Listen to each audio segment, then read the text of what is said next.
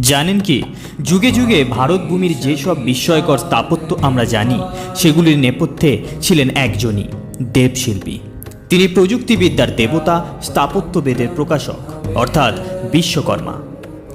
কথিত আছে তার হাতেই সৃষ্টি হয়েছিল পুষ্পক বিমান, দ্বারকানগর, জমপুরি ও কুবেরপুরী। এমনকি রামায়ণে বর্ণিত স্বর্ণলঙ্কারও নির্মাতা তিনি।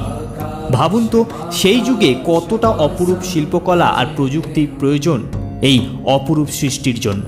আর তাই আশ্বিনের আগের দিন বাংলার ঘরে ঘরে পালিত হয় বিশ্বকর্মা পুজো। এই বছর অর্থাৎ 2025 সালে বিশ্বকর্মা পুজোর তারিখ 17ই সেপ্টেম্বর এবং বাংলায় 31শে ভাদ্র। কিন্তু শুধু পুজো করলেই তো হবে না, শাস্ত্রে বলছে কিছু বিশেষ নিয়ম মানলে তবেই দেবতা হন সন্তুষ্ট। প্রথমেই রাখতে হবে দীপ, ধূপ, জল আর পৈতে, সঙ্গে অবশ্যই চন্দন। দেবতাকে সাদা ফুল অর্পণ করতে হবে।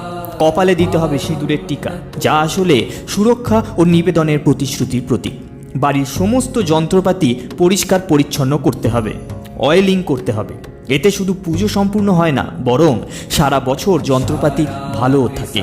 তবে খেয়াল রাখবেন, এই দিনে কারো কাছে যন্ত্রপাতি ধার দেবেন না, আর অচেনা কারো দেওয়া খাবার ঘরে আনবেন না।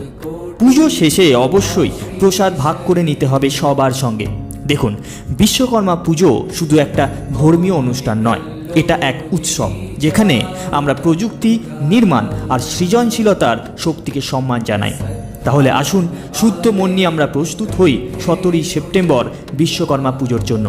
আমরা সবাই একসঙ্গে বলি, জয় বিশ্বকর্মা।